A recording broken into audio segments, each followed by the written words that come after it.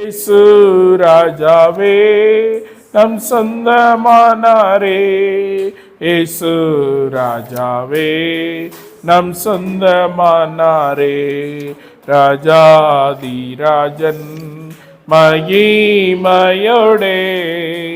வானமேகத்தில் ராஜாதி ராஜன் மகிமையோடே வானமேகத்தில் எழுந்துள்ளாராம். ராஜாதி ராஜன் மகிமையோடே வானமேகத்தில் எழுந்துள்ளாராம்.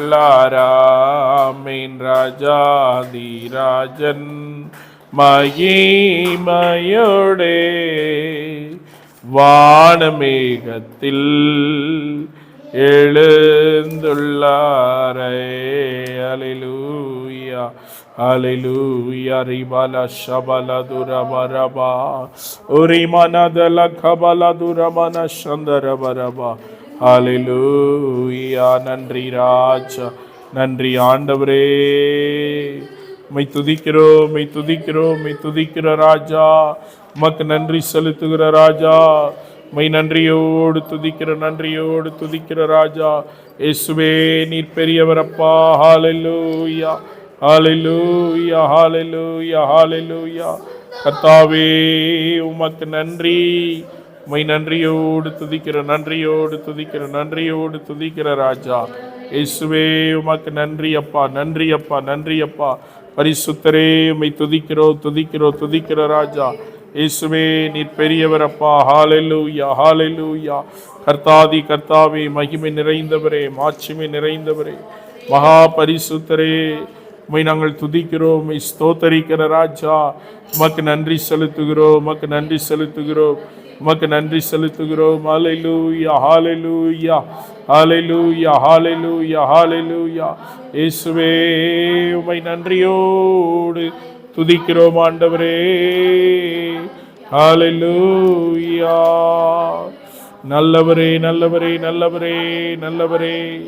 இயேசுவே உம்மை நன்றியோடு துதிக்கிறோம், துதிக்கிறோம், துதிக்கிறோம் அப்பா. உமக்கு நன்றி. ஹல்லேலூயா. இயேசு ராஜா.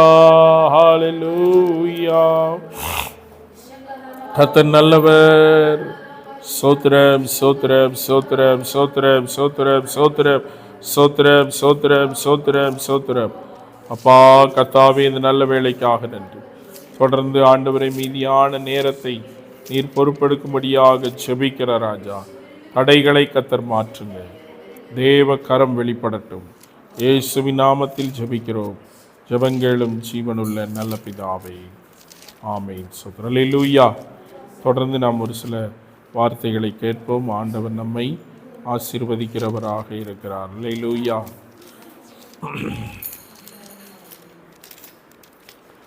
நம்ம வாசிக்கும் பொழுது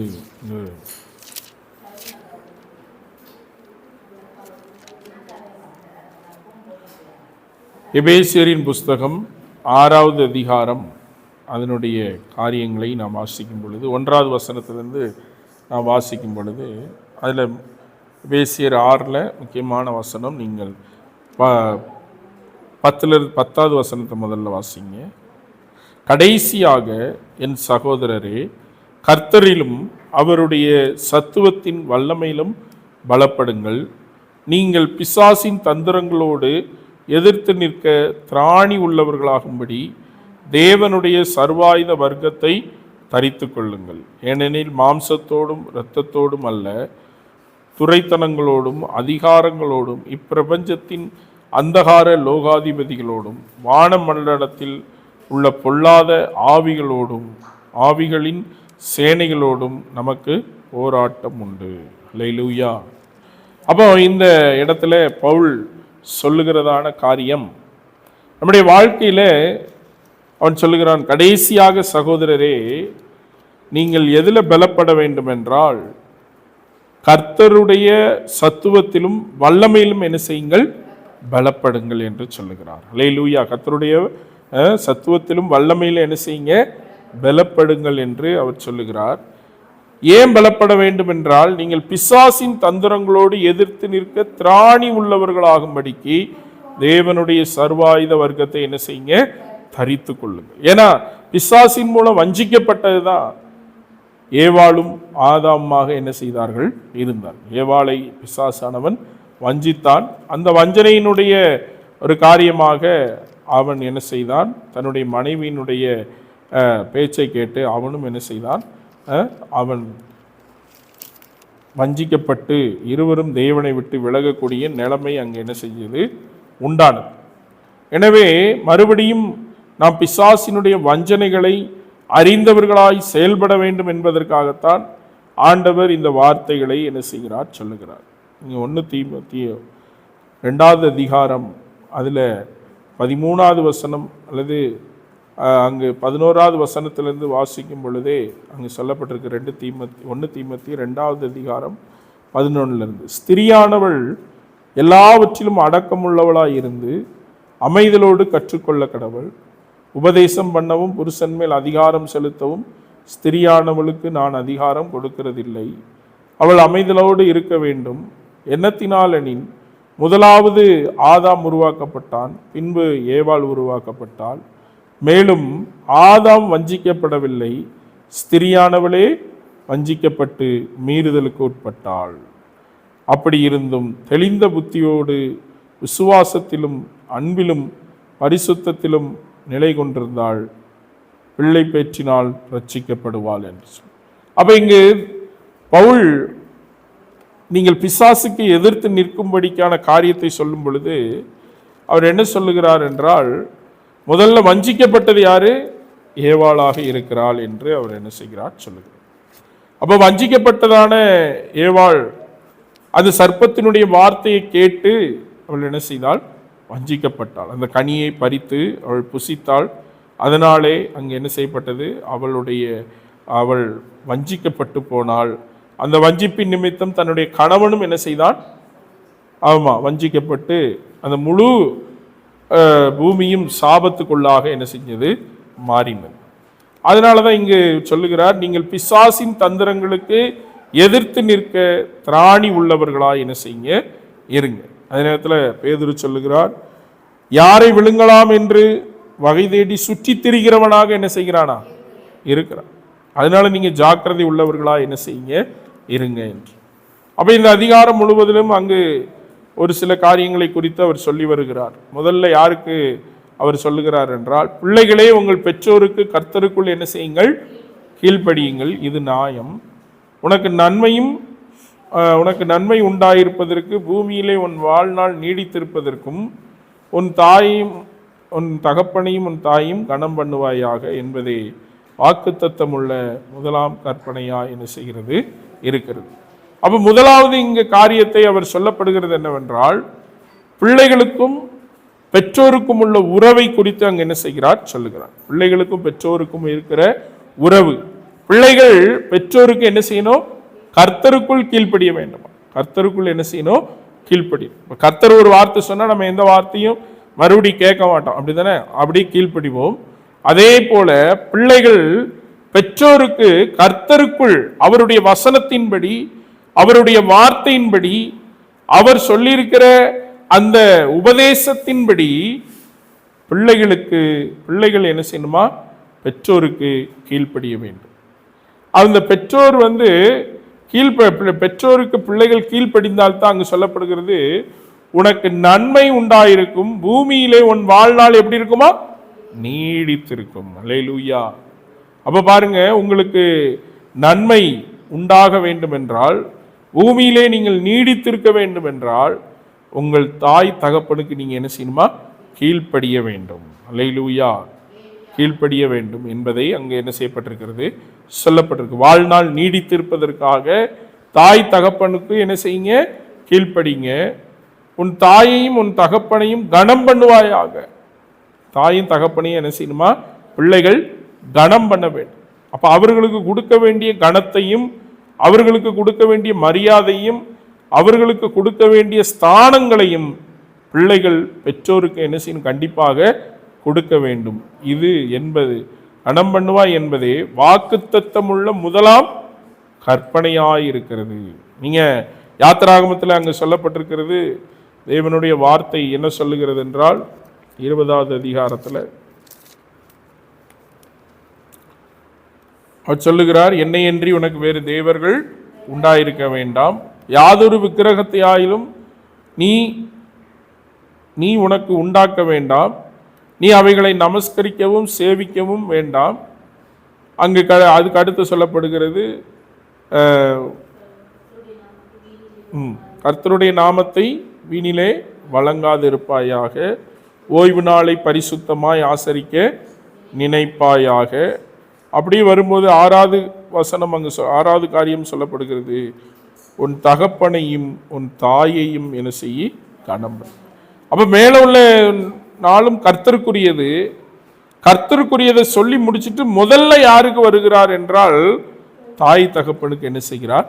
அவர் சொல்லுகிறார், தாயின் தகப்பனையும் என்ன செய்ய, ஆமா கனம் பண்ணுவாயாக. தாயின் தகப்பனை என்ன செய்ய, கனம் பண்ணு. அது மேலையும் சொல்லப்பட்டிருக்கிறது, உன் தேவனாகிய கர்த்தர் உனக்கு கொடுக்கிற தேசத்தில் உன் நாட்கள் நீடித்திருப்பதற்காக உன் தாயையும் உன் தகப்பனையும் என்ன செய்ய, கனம் பண்ணு. அப்ப இன்னைக்கு உலகத்தில் பார்க்கும்போது தாயின் தகப்பனையும் கனம் பண்ணுகிற சூழ்நிலை மிகவும் குறைந்து கொண்டே என்ன செய்கிறது, வருகிறது. அவர்களை ஒரு பொருட்டாக பிள்ளைகள் நினைப்பதில்லை. அவர்கள் என்ன சொன்னாலும் அதற்கு எதிராகவே என்ன செய்கிறாங்க, செயல்படுகிற காரியங்கள் இன்றைக்கு உலகத்திலே என்ன செய்கிறது இருக்கிறது. ஆனாலும் வேதம் என்ன சொல்லுகிறது என்றால், கர்த்தருடைய பிள்ளைகள், கர்த்தரை அறிந்த பிள்ளைகள், ஆராதிக்கிறவர்கள், தேவனை தொழுது கொள்ளுகிறவர்கள், தேவனை தங்களுடைய சொந்த இரட்சகராய் ஏற்றுக்கொண்டு கடவுளுக்கு பயந்து வாழ்கிற பிள்ளைகளாகிய நீங்கள் முதல்ல உங்கள் தாயின் தகப்பனுக்கு என்ன செய்யுங்க, கனத்தை கொடுங்க. அது கர்த்தருக்குள் நீங்கள் கீழ்ப்படிவது போல அவர்களுக்கு கீழ்ப்படிவது அது உங்களுக்கு எப்படி இருக்கும், நியாயமாக இருக்கும் என்று அவர் என்ன செய்கிறார் சொல். இப்படியே சொல்லிட்டு அடுத்த அவர் 4வது வசனத்தை வாசிக்கும் பொழுது, பிதாக்களே, 4வது வசனம் எபேசியர் 6:4 வாசிங்க.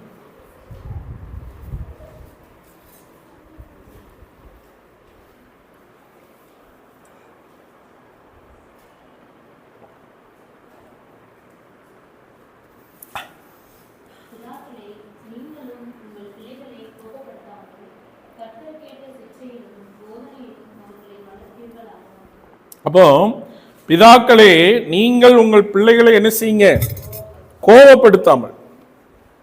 பிள்ளைகளை என்ன செய்யக்கூடாது, கோபப்படுத்தாம கர்த்தருக்கேற்ற சிச்சையிலும் போதனையிலும் என்ன செய்யணுமா, வளர்க்க வேண்டும். அப்போ போதனை கொடுக்கணும். பிள்ளைகளுக்கு என்ன செய்யணும், போதனை கொடுக்கணும். இதை இப்படி செய்யணும், இப்படி நடக்கணும், இப்படி பேச வேண்டும், இப்படிப்பட்ட இடத்துல இப்படி தான் என்ன செய்யணும், நடந்து கொள்ள வேண்டும் என்கிறதான போதனையை பிள்ளைகளுக்கு பெற்றோர்கள் என்ன செய்யணும், கொடுக்க வேண்டும். அப்ப வேத போதனையை அவர்கள் பிள்ளைகளுக்கு கொடுக்க வேண்டும் என்றால் முதல்ல வேத போதனைகள் அவர்களுக்கு என்ன செய்யணும், தெரிந்திருக்கணும். அப்ப அவர்கள் தெரிந்திருந்தா தான் அந்த வேத போதனைகளை, தேவன் சொன்னதான அந்த போதனைகளை பிள்ளைகளுக்கு நாம் என்ன செய்ய முடியுமா, கொடுக்க முடியும். பிள்ளைகளை நீங்கள் உங்கள் பிதாக்களை நீங்களும் உங்கள் பிள்ளைகளை கோபப்படுத்தாமல் கர்த்தருக்கேற்ற சிச்சையிலும் போதனையிலும் அவர்களை என்ன செய்யுங்க, வளர்ப்பீர்களாக. அப்ப நம்முடைய பிள்ளைகளை கர்த்தருக்குள் வளர்ப்பது மிக மிக அவசியமான ஒன்றாக என்ன செய்கிறது இருக்கிறது. அல்லேலூயா. பிள்ளைகள் பார்த்தீங்கன்னா ஸ்கூல்ல அமைதியா இருப்பாங்க, ஆனா வீட்டில் வந்து என்ன செய்வாங்க, சேட்டை பண்ணுவாங்க. ஸ்கூல்ல எப்படி இருப்பாங்க, ரொம்ப அமைதியா என்ன செய்வாங்க, இருப்பாங்க. அப்போ அதே போல வீட்டில் வந்து சொல்ற காரியத்தை என்ன செய்வதில்லை, கேட்பதில்லை. அப்ப அதுக்கு நம்ம அவர்களை தயார்படுத்த வேண்டும். அதற்கு அவர்களை ஏற்ற விதத்திலே என்ன செய்ய வேண்டும், நாம் வளர்க்கிறவர்களாக இருக்க வேண்டும். அப்போ அவர்களுக்கு கிறிஸ்துவ போதனைகளை சொல்லிக் கொடுக்க வேண்டும் என்றால், இயேசுவினுடைய போதனைகளை சொல்லிக் கொடுக்க வேண்டும் என்றால் முதல்ல நம்மளுக்கு என்ன செய்யணும், தெரிந்திருக்க வேண்டும். நம்மளுக்கு இயேசுவினுடைய போதனைகள் நன்றாக தெரிந்திருக்க வேண்டும். அப்ப இயேசுவினுடைய போதனைகளை நன்றாக தெரிந்திருக்க வேண்டும் என்றால் பெற்றோர்கள் வேதத்தை வாசிக்க வேண்டும், பெற்றோர்கள் ஜெபிக்கிறவர்களாக இருக்க வேண்டும், பெற்றோர்கள் வேதத்தை அனுதினமும் தியானிக்கிறவர்களாக இருந்தால் தான் அவர்களுக்கு என்ன செய்ய முடியும், சொல்லிக் கொடுக்க முடியும். இப்போ பெற்ற பிள்ளைகள்கிட்ட ஆபிரகாம் யாருன்னு கேட்டால் அவனை பற்றி சொல்ல தெரியணும். ஆபிரகாம் விசுவாசிகளின் தகப்பன், அவனுக்கு இப்படி குழந்தை இல்லாமல் இருந்தது, அவன் கர்த்தரை நம்பினான் அப்படின்னு என்ன செய்யணும், சொல்ல தெரியும். ஆபிரகாமனுடைய மகன் யாரு அப்படின்னா என்ன செய்யணும், தெரியணும். அவனுக்கு மகன் யாரு அப்படிங்கிறது தெரியும். முற்பிதாக்கள் யார் என்பதை தெரிந்திருக்க வேண்டும். 10 கட்டளைகளை என்ன செய்யணும்? தெரிந்திருக்க வேண்டும். இப்படி சில போதனைகள், சில காரியங்கள், வேதத்தில் சொல்லப்பட்டிருக்கிற காரியங்களை பிள்ளைகளுக்கு நாம் கற்றுக் கொடுத்து வளர்க்கிறவர்களாக என்ன செய்ய வேண்டும்? இருக்க வேண்டும். அப்போ முதல்ல பிள்ளைகளுக்கு சொல்லுகிறார், 2வது பெற்றோர்களுக்கு சொல்லுகிறார். அடுத்த பார்த்தீங்கன்னா அங்கே 5வது வசனம் சொல்லுகிறது, வேலைக்காரரை நீங்கள் கிறிஸ்துவுக்குள் கீழ்ப்படுகிறது போல சரீரத்தின்படி உங்கள் எஜமானா இருக்கிறவர்களுக்கு பயத்தோடும் நடுக்கத்தோடும் கபடற்ற மனதோடும் என்ன செய்யுங்க? கீழ்ப்படிந்து மனுஷருக்கு பிரியமாய் இருக்க விரும்புகிறவர்களாய் பார்வைக்கு ஊழியம் செய்யாமல் கிறிஸ்துவின் ஊழியக்காரராக மனப்பூர்வமாய் தேவனுடைய சித்தத்தின்படி செய்யுங்கள். அப்ப 2வது, அங்க 3வது சொல்லப்படுகிறது வேலைக்காரர்களும் எஜமான்களும். வேலைக்காரர்கள் எப்படி இருக்கணும்னா, எஜமானுக்கு கர்த்தருக்கு பயந்து நடுங்குவது போல என்ன செய்யணுமா? கீழ்ப்படிந்து உங்கள் சரீர பிரகாரமான இருக்கிற எஜமானுக்கு பயத்தோடும் நடுக்கத்தோடும் கபடற்ற மனத்தோடும் நீங்க என்ன செய்யணுமா? கபடற்ற மனதோடும் கீழ்ப்படிய வேண்டும் என்று சொல்லுகிறார். அல்லேலூயா. கிறிஸ்துவுக்குள் கீழ்ப்படுகிறது போல, வேலைக்காரர்கள் கிறிஸ்துவுக்கு கீழ்ப்படுகிறது போல தங்களுடைய எஜமான்களுக்கு என்ன செய்யணுமா? கீழ்ப்படிய வேண்டும். நம்ம இருக்கிற மேல அதிகாரிகளுக்கு நம்ம என்ன செய்யணும்? கீழ்ப்படிந்து நடக்க வேண்டும். வேலையிலே கவனம் உள்ளவர்களாய், ஜாக்கிரதை உள்ளவர்களாய், எஜமான்களுக்கு கனத்தை கொடுக்கிறவர்களாய், பயத்தோடும் நடுக்கத்தோடும் கபடற்ற மனதோடும் கீழ்ப்படிந்து இருக்க வேண்டும். கபடற்ற மனதோடு என்ன செய்யணுமா? கீழ்ப்படிந்து என்ன செய்ய வேண்டும்? நம்முடைய மனதில் என்ன இருக்கக்கூடாது? எஜமானுக்கு துரோகம் பண்ணக்கூடாது, எஜமானுக்கு நஷ்டம் உண்டாக்கக்கூடாது, எஜமானுக்கு என்னதை உண்டாக்கக்கூடாது? கபடை வைத்து கொண்டு மனசுக்குள்ள என்ன செய்யக்கூடாது? இருக்கக்கூடாது. உண்மை உத்தமமாய் அவர்களுக்கு என்ன செய்யணும்? கீழ்ப்படிந்து நடக்க வேண்டும் என்று வேதம் என்ன செய்கிறது? இங்கு பவுல் என்ன செய்கிறார்? எழுதுகிறார்.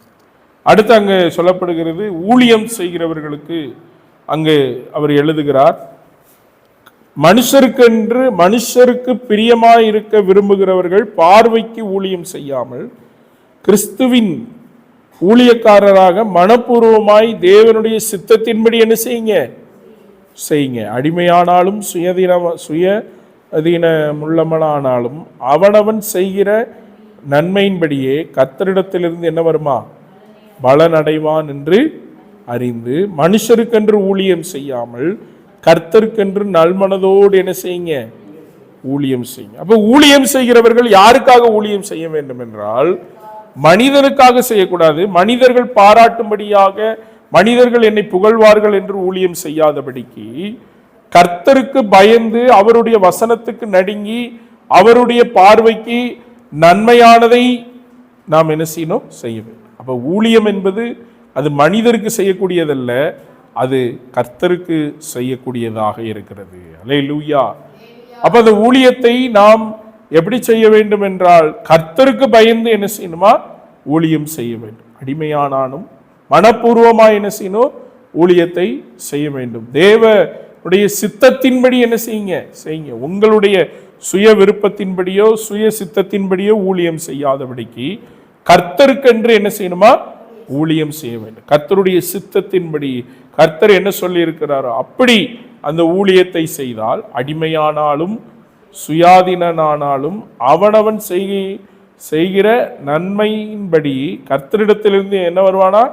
பலன் அடைவான். அப்ப நம்ம மனுஷருக்கென்று ஊழியம் செய்யாமல் கர்த்தருக்கென்று ஊழியம் செய்யும் பொழுது, எதையும் எதிர்பார்த்து நம்ம செய்யாமல் இருக்கும் பொழுது, எனக்கு இதை செஞ்சா இந்த நன்மை கிடைக்கும் என்கிறதான எதிர்பார்ப்போடு செய்யாதபடிக்கு முழு மனதோடு கர்த்தருக்காக ஊழியம் செய்யும் பொழுது அதனுடைய பலனை கர்த்தர் நமக்கு என்ன செய்வாரா?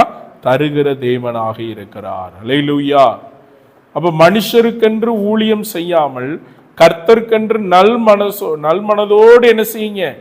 ஊழியம் செய்யுங்க. நல்ல மனசோடு, கள்ளங்கபடற்ற தூய மனதோடு கர்த்தருக்கு என்ன செய்யணும்? ஊழியம் செய்யும். அதைத்தான் கர்த்தர் என்ன செய்கிறார்? விரும்புகிறார். அப்ப நல்ல மனதோடு தேவனுக்கு நாம் என்ன செய்யணும்? பணி செய்கிறவர்களாக இருக்க வேண்டும். 9வது வசனம் சொல்கிறது, எஜமான்களை அப்படியே நீங்களும் வேலைக்காரருக்கு செய்ய வேண்டியவைகளை செய்து அவர்களுக்கு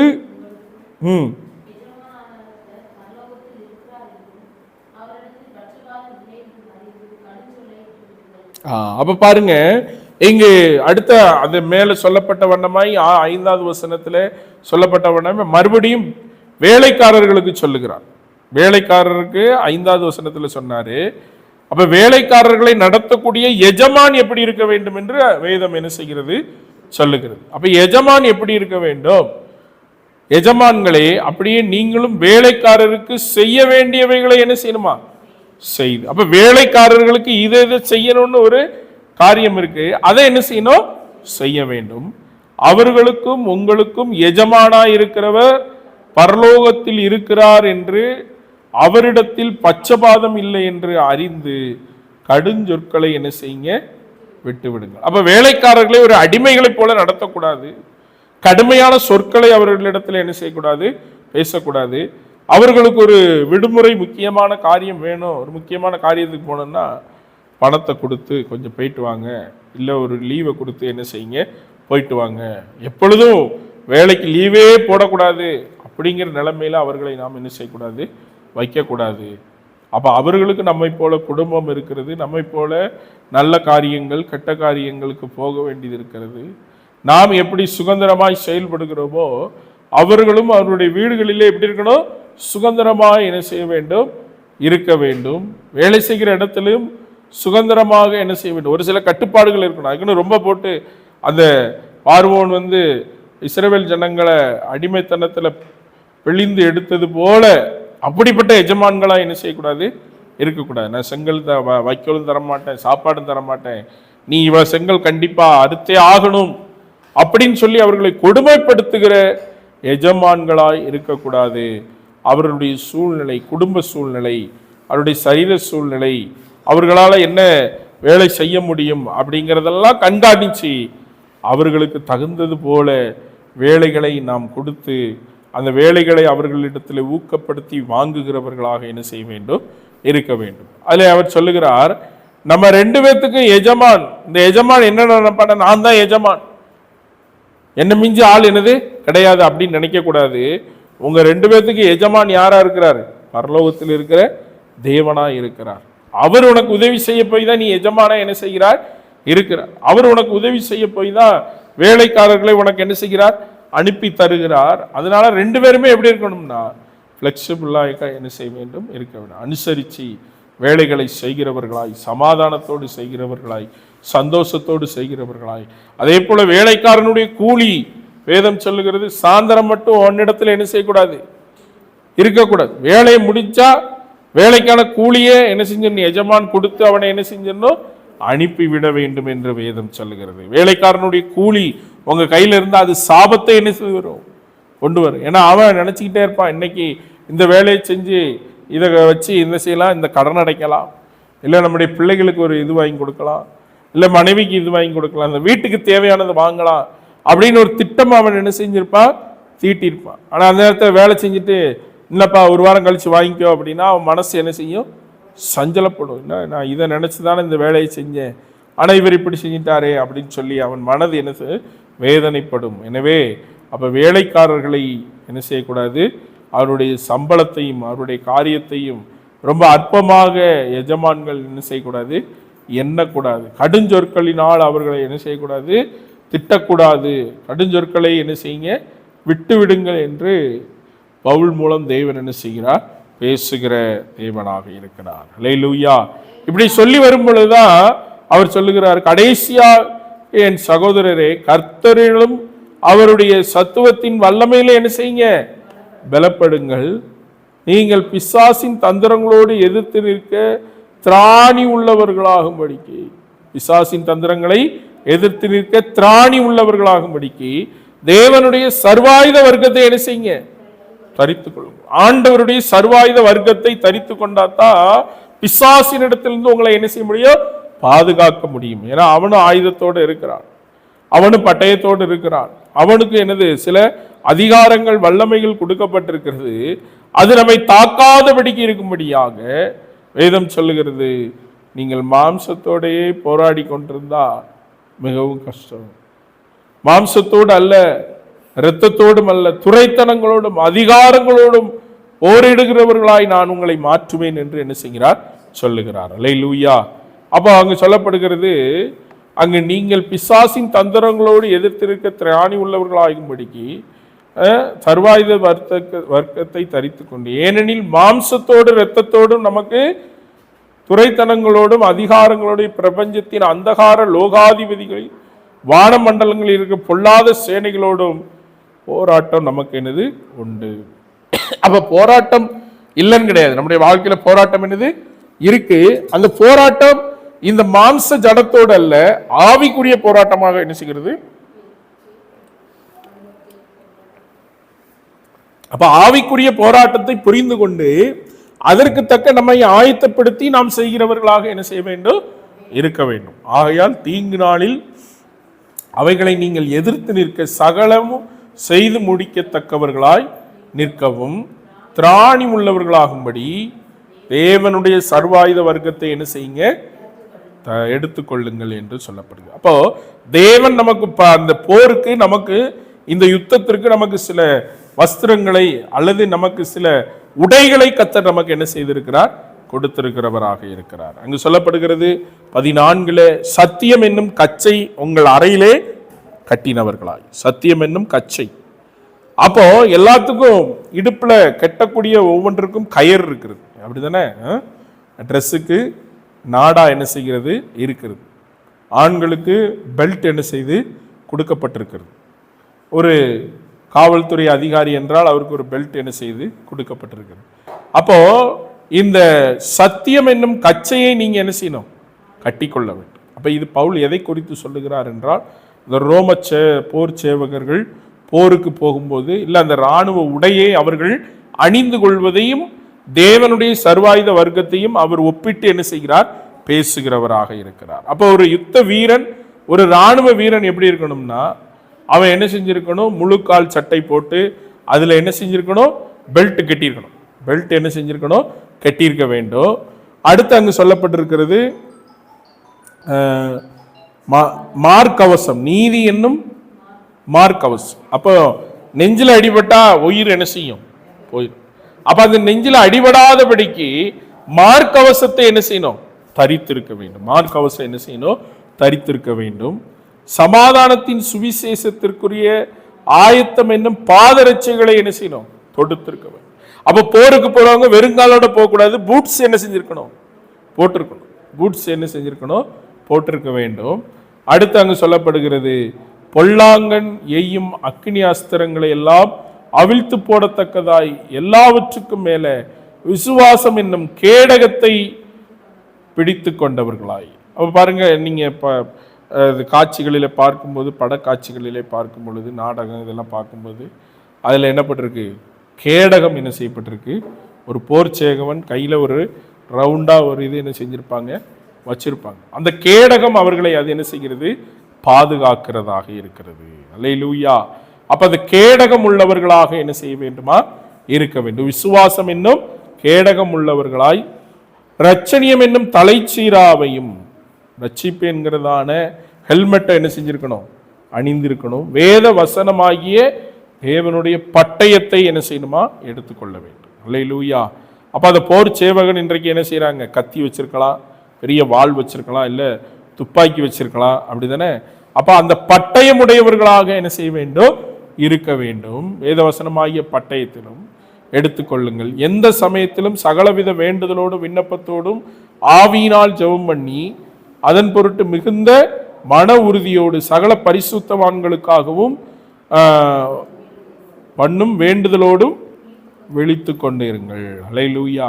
அப்போ நமக்கு நம்ம யுத்தத்திற்கு போகும் பொழுது நமக்கு தலையில ஹெல்மெட் என்ன செய்யணும், இருக்கணும். பெல்ட் என்ன செஞ்சிருக்கணும், கிட்டிருக்கணும். மார்க்கவசம் அணிந்தவர்களாக இருக்க வேண்டும். கேடகத்தை பிடித்தவர்களாக இருக்க வேண்டும். வாளை கையில் பிடித்தவர்களாக இருக்க வேண்டும். அப்போ ஒரு போர் சேவகனுக்கு இதெல்லாம் பாதுகாப்பை கொடுப்பது போல இங்கு தேவனுடைய வசனம் சத்தியம் என்னும் கச்சை விசுவாசிகளுக்கும் தேவனுடைய பிள்ளைகளுக்கு என்னது கண்டிப்பா தேவை. ரெண்டாவது மார்க்கவசம், அது என்னது, நீதியை என்ன செய்கிறது, குறிக்கிறது. நீதி என்பது மார்க்கவசத்தை என்ன செய்கிறது, குறிக்கிறது. சமாதானம் என்னும் சுவிசேஷம் பாதர்.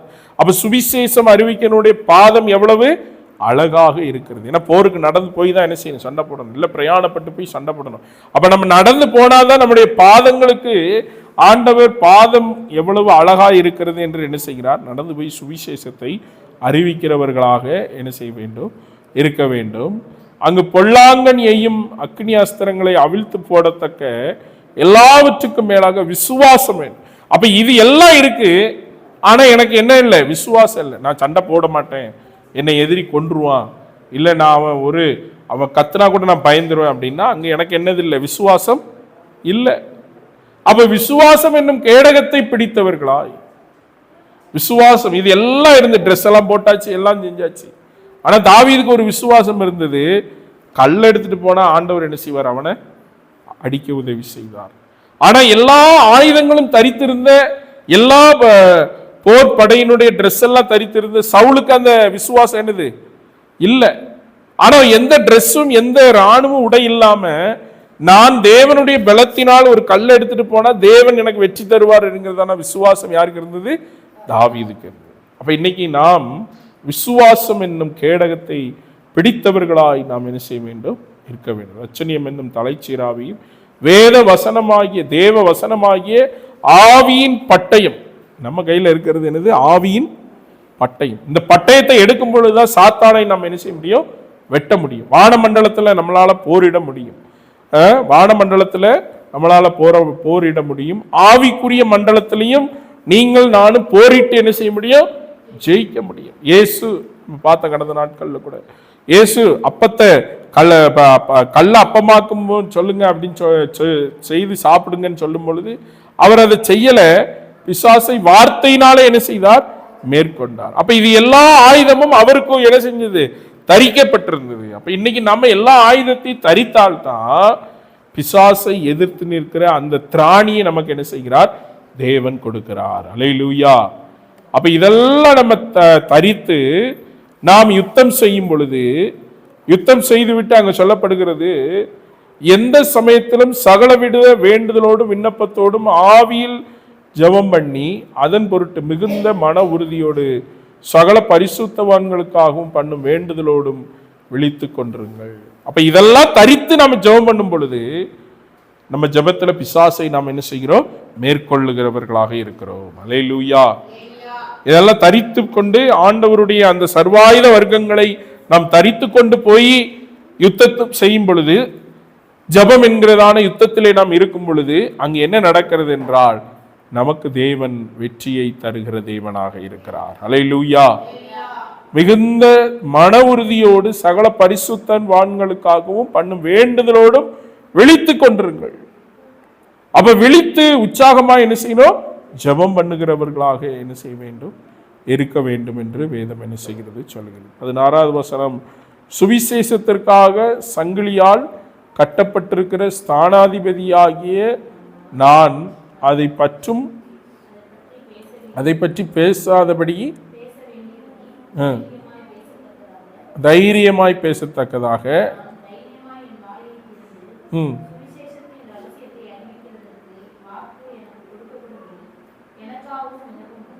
அப்ப இந்த இடத்துல அவன் சொல்றான், எல்லா ஆயுதமும் எனக்கு தரிக்கப்பட்டிருக்கிறது, ஆனா நான் ஒருத்தரை பார்க்கும்போது சுவிசேஷம் அறிவிக்கத்தக்க என் வாயை திறக்கும்படியாக நீங்க எனக்காக என்ன செய்யுங்க, வேண்டிக்கொள். அநேகம் படித்தவன் அநேக ஊழியத்தை செய்தான், ஆனாலும் தன்னுடைய சக ரட்சிக்கப்பட்ட ஜனங்களிடத்துல அவன் சொல்லுகிறான், எனக்காக நீங்க என்ன செய்யுங்க, வேண்டிக்கொள்.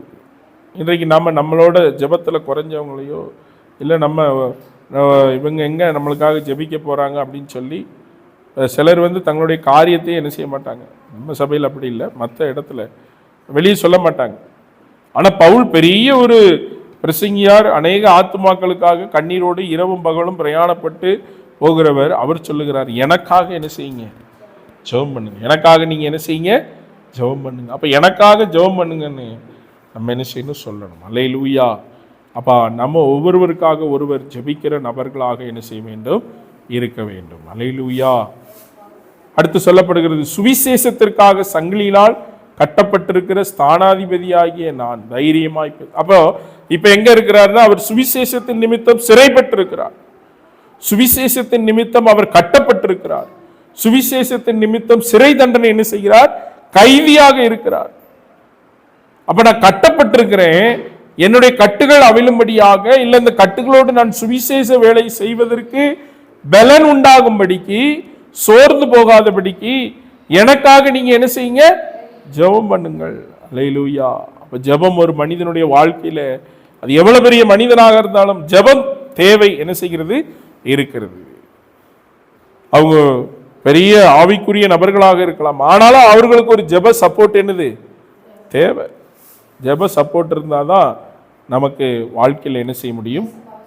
ஆமாம். அப்ப இயேசுவே தோட்டத்தில் கூட்டு போய் என்ன செஞ்சார்? ஜெபம் பண்றதுக்காக அவர்களை உற்சாகப்படுத்தினார். அப்ப நம்ம கூட ஒரு ஜெபிக்கிற நபர்கள் நம்ம கூட என்ன செய்யணும்? இருக்க வேண்டும். ஜெபிக்கும் பொழுது ஆண்டவர் பெரிய காரியங்களை நம்முடைய வாழ்க்கையில் என்ன செய்கிறார்? செய்கிற தேவனாக என்ன செய்கிறார்? இருக்கிறார்.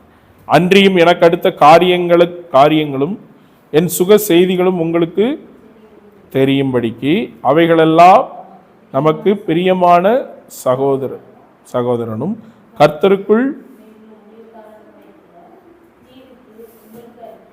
அப்ப இவன் சொல்றான், பவுலுடைய இன்னொரு காரியம் என்னன்னா, ஊழியம் செய்கிறார், எனக்காக ஜெபிக்க சொல்லுகிறார், எங்க போனாலும் ஒரு உடன் ஊழியரை என்ன செய்கிறார்? உருவாக்குகிறார். எங்க போனாலும் ஒரு உடன் ஊழியரை என்ன செய்கிறார்?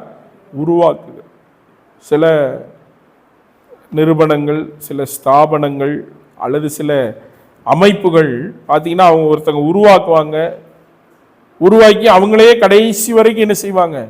இருப்பாங்க. அதுக்கு அடுத்த தலைமுறை, அதுக்கு அடுத்து அதை நடத்தி கொண்டு போறதுக்கு யாருமே என்ன செய்ய மாட்டாங்க? இருக்க மாட்டாங்க. அதுக்கப்புறம் அதை அழிந்து, அது உடைஞ்சி, யாராட்டு வந்து அதில் பொறுப்பேற்று, அது ஒன்றுமே தெரியாத அவர்கள் வந்து அது ஒன்றுமே இல்லாமல் என்ன செஞ்ச கடைசியில் அழிந்து போய்விடும். ஆனால் பவுல் தன்னுடைய ஊழியத்தில் ரொம்ப கரெக்டாக ஒன்றை புரிஞ்சு வச்சிருந்தாரு. இயேசு எப்படி? இயேசு தெரியும், நான் மரிப்பேன், இந்த உலகத்தை விட்டு போயிடுவேன், பரலோகத்துக்கு போயிடுவேன். அப்போ எனக்கு அடுத்த சீசர்கள் என்ன செய்யணும்? உருவாக்கப்பட வேண்டும். அதனால தான் 12 பேரை அவர் என்ன செஞ்சார்? தெரிந்தெடுத்து உருவாக்கினார்.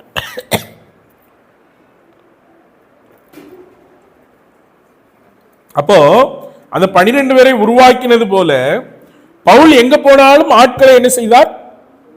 உருவாக்கினார். அவங்களுக்கு ஒப்பு கொடுத்தார். அவங்களுக்கு இதை செய்யுங்கன்னு சொல்லி அவர்களை என்கரேஜ் பண்ணினார், ஊக்கப்படுத்தினார்.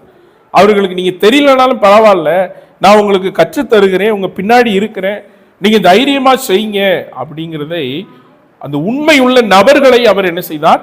கண்டுபிடித்தார். அப்படின்னு எல்லாத்தையும் கையில கொடுக்கல. உண்மையுள்ள நபர்களிடத்துல, சரியான நபர்களிடத்துல இந்த ஊழியத்தை அவர் என்ன செய்தார்? கொடுத்தார். அடுத்த தலைமுறை ஊழியர்களை, அடுத்த தலைமுறை தேவனுக்காக வாழ்கிறவர்களை, ஊழியம் செய்கிறவர்களை என்ன செய்தார்? எழுப்பினார். அல்லேலூயா. அப்ப இது இன்றைக்கு ரொம்ப முக்கியமான ஒரு காரியமாக என்ன செய்கிறது? இருக்கிறது. நமக்கு அடுத்த தலைமுறை ஊழியம் செய்யறதுக்கு ரெடியா இருக்கா அப்படின்னு நம்ம என்ன செய்யணும்? அந்த கவனம் நமக்கு எப்போதுமே என்ன செய்ய வேண்டும்? இருக்க வேண்டும். அல்லேலூயா. அந்த பார்வையிலே நாம் சபையை என்ன செய்யணும்?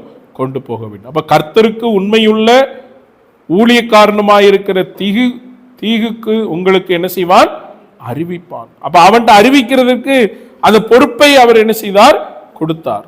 நீங்கள் எங்கள் செய்திகளை அறியவும் அவன் உங்கள் இருதயங்களுக்கு ஆறுதல் செய்யவும் அவனை உங்களிடத்தில் அனுப்பினேன். அப்ப இந்த சபைக்கு அவனை என்ன செய்கிறான்? அனுப்புகிறான். இவன் கடிதம் கொண்டு வரான், இல்லை இவன் உங்ககிட்ட வந்து பேசுவான். அவன் பேசுறதை எப்படி எடுத்துக்கணும்னா, நானே பேசுறதா நீங்க என்ன செய்யணும்? எடுத்துக்கணும். அவனிடத்திலிருந்து வரக்கூடிய கர்த்தருடைய வார்த்தை உங்களை ஆறுதல் படுத்தும், தேறுதல் படுத்தும், உற்சாகப்படுத்தும்.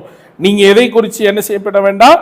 பயப்பட வேண்டாம். எப்போதுமே நான் உங்க கூட இருப்பேன்னு என்ன செய்ய வேண்டாம்? நினைக்க வேண்டாம். எனக்கு இப்போ வர முடியாத சூழ்நிலை, கட்டுகள் நிலைமையில இருக்கிறேன் அப்படின்னு சொல்லி திகுக்கூவை அவன் என்ன செய்கிறான்? அனுப்புகிறான். அல்லேலூயா.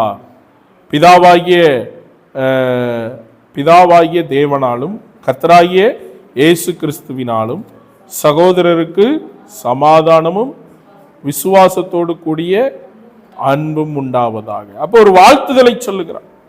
உங்களுக்கு சமாதானமும் விசுவாசத்தோடு கூடிய அன்பும் உண்டாவதாக நம்முடைய கர்த்தராகிய இயேசு கிறிஸ்துவினிடத்தில் அழியாத அன்புடனே அன்பு கூறுகிற யாவரோடும் கிருபை உண்டாயிருப்பதாக.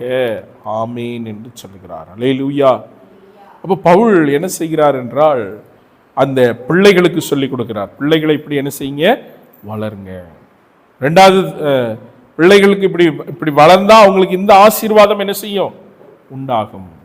தாய் தகப்பன்மாரே, நீங்க பிள்ளைகளை இப்படி என்ன செய்யுங்க, நடத்துங்க. உங்க இஷ்டத்துக்கு என்ன செய்யாதீங்க, நடத்தாதீங்க. தேவனுடைய சித்தத்தின்படி, தேவனுடைய வழி நடத்துதலின்படி உங்கள் பிள்ளைகளை என்ன செய்யுங்க, நடத்துங்க. அடுத்த வேலைக்காரர்களுக்கு சொல்லுகிறார், வேலைக்காரர்களை நீங்க உங்க இஷ்டத்துக்கு என்ன செய்யக்கூடாது, இருக்கக்கூடாது. நீங்கள் எஜமானுக்கு கீழ்ப்படிய வேண்டும் என்றும் அவர் என்ன செய்கிறார், சொல்லுகிறார். அடுத்த ஊழியக்காரர்களை சொல்லுகிறார், நீங்கள் மனுஷருக்கென்று ஊழியம் செய்யாதீங்க. மனுஷன் உங்களை பாராட்ட வேண்டும், மனுஷன் உங்களை நல்லவன் சொல்ல வேண்டும், மனுஷன் உங்களை என்ன செய்யணும், புகழ வேண்டும் என்பதற்காக ஊழியம் செய்யாதீங்க. கர்த்தருக்காக என்ன செய்யுங்க, ஊழியம் செய்யுங்கள் என்று. அடுத்த எஜமான்களுக்கு வருகிறார். எஜமான்களே, நீங்க உங்க இஷ்டத்துக்கு என்ன செய்யாதீங்க, வேலைக்காரர்களை நடத்தாதீங்க. அந்த வேலைக்காரர்களை மிகவும் கவனமா என்ன செய்யுங்க, நடத்துங்க. அவர்களுக்கு கொடுக்க வேண்டிய சலுகைகளை கொடுங்க, அவங்களுக்கு கொடுக்க வேண்டிய மரியாதையை கொடுங்க, அவங்களுக்கு கொடுக்க வேண்டிய சம்பளத்தை கொடுங்க, அவங்களுக்கு தேவையான ஒவ்வொன்றையும் நீங்க என்ன செய்யுங்க, செய்து கொடுங்கள் என்று அவர் என்ன செய்கிறார் சொல்லு. பச்சபாதம் காமிக்காதீங்க. இந்த வேலைக்காரனுக்கும் அந்த வேலைக்காரனுக்கும் என்ன செய்யாதீங்க, பச்சபாதம் என்ன செய்யக்கூடாது, காண்பிக்க கூடாது. ஏன்னா தேவனிடத்துல என்னதில்லை, பச்சபாதம் இல்லை.